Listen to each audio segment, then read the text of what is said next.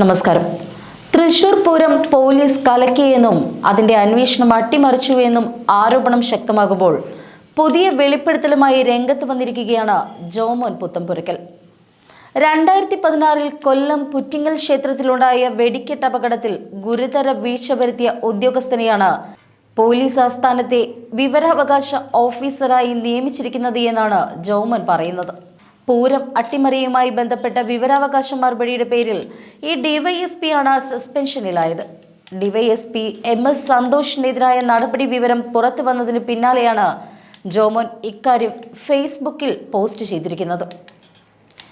111 പേരുടെ ജീവനെടുത്ത പുറ്റിങ്ങൽ ദുരന്തത്തിൽ ക്രൈംബ്രാഞ്ച് പ്രതിപട്ടികയിൽപ്പെടുത്തിയ ഉദ്യോഗസ്ഥനാണ് MS സന്തോഷ്.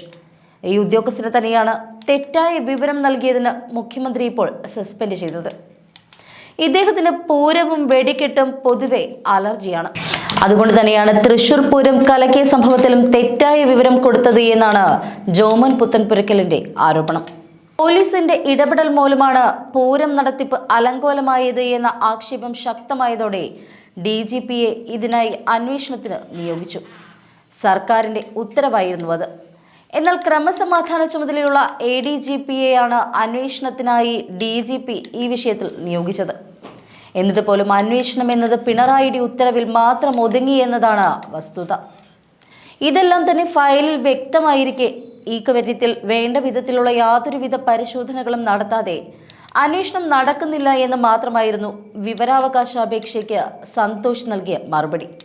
ഇതോടെയാണ് പോലീസ് ആസ്ഥാനത്തെ വിവരാവകാശ ഓഫീസർ കൂടിയായ ഡിവൈഎസ്പിയെ വെള്ളിയാഴ്ച വൈകിട്ട് മുഖ്യമന്ത്രി നേരിട്ടിടപെട്ട് സസ്പെൻഡ് ചെയ്തത്. തൃശൂർ പൂരം അലങ്കോലമാക്കാനായി ഇടയാക്കിയത് മുൻപെങ്ങും ഉണ്ടാകാത്ത വിധമുള്ള പോലീസിന്റെ ഇടപെടലായിരുന്നുവെന്ന് വ്യക്തമാണ്. ഇക്കാര്യം പ്രഥമ ദൃഷ്ട്യാ തന്നെ വ്യക്തമായതുമാണ്. ഇത് മനസ്സിലായതുകൊണ്ട് തന്നെയാണ് ഉടനടി നമ്മുടെ മുഖ്യമന്ത്രി തന്റെ തിരുമുഖം രക്ഷിക്കുന്നതിനായി അന്വേഷണം പ്രഖ്യാപിച്ചത്. DGPയെ ഏൽപ്പിച്ച അന്വേഷണത്തിനായി ADGP MR അജിത് കുമാറിനെ നിയോഗിച്ചുവെന്ന വാർത്തകൾ അങ്ങനെയാണ് പുറത്തു വന്നത്. ഇക്കാര്യം പരിഗണിക്കാതെ വേണ്ടത്ര ജാഗ്രതയില്ലാതെ വിവരാവകാശ അപേക്ഷയ്ക്ക് മറുപടി നൽകിയെന്നതിന്റെ പേരിലാണ് പോലീസ് ആസ്ഥാനത്തെ പബ്ലിക് ഇൻഫർമേഷൻ ഓഫീസറായ ഡിവൈഎസ്പി MS സന്തോഷിനെ ഇപ്പോൾ നീക്കം ചെയ്തിരിക്കുന്നത്. മുഖ്യമന്ത്രിയുടെ നിർദ്ദേശപ്രകാരമായിരുന്നു സസ്പെൻഷൻ അടക്കമുള്ള ഇയാൾക്കെതിരായ നടപടി. DGPയെ അന്വേഷണത്തിന് നിയോഗിച്ചുകൊണ്ടുള്ള സർക്കാരിന്റെ ഉത്തരവുണ്ടായിരുന്നു. അതിന്മേൽ പ്രത്യേക ഫയൽ തന്നെ പോലീസ് ആസ്ഥാനത്ത് ഉണ്ടാക്കിയിരുന്നതുമാണ്. എന്നാൽ അന്വേഷണം മാത്രം ഉണ്ടായില്ല. സത്യം പറഞ്ഞാൽ നടന്നില്ല എന്ന് തന്നെ പറയണം. ഇതൊന്നും പരിഗണിക്കാതെയായിരുന്നു ഒരു അന്വേഷണവും നടക്കുന്നില്ല എന്ന മറുപടി വിവരാവകാശ അപേക്ഷയ്ക്ക് സന്തോഷ് നൽകിയത്. ഈ അന്വേഷണത്തിനായി ക്രമസമാധാന ചുമതലയുള്ള ADGPയെ DGP നിയോഗിച്ചതായുള്ള വിവരവും ഫയലിലുണ്ട്. അങ്ങനെയെങ്കിൽ നൽകിയ മറുപടി തെറ്റാണ് എന്ന് പറയേണ്ടി വരും. എന്തായാലും അപേക്ഷയുടെ നിജസ്ഥിതി വേണ്ട വിധം പരിശോധിക്കാതെ അപേക്ഷ തൃശൂർ കമ്മീഷണറുടെ ഓഫീസിലേക്ക് അയച്ചു കൊടുത്തതും തെറ്റായ നടപടിയിൽപ്പെടും.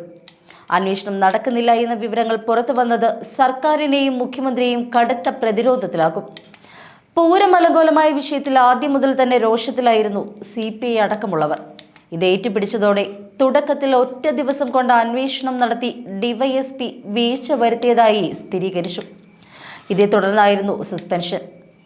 അതേസമയം 5 മാസമായിട്ടും തൃശൂർ പൂരം അലങ്കോലമാക്കിയതിൽ അന്വേഷണം പൂർത്തീകരിച്ച് റിപ്പോർട്ട് നൽകാത്തതിൽ സർക്കാരിന് യാതൊരുവിധ പരാതിയും പരിഭവവും ഇല്ല എന്ന് കൂടി നമ്മൾ ഓർക്കണം.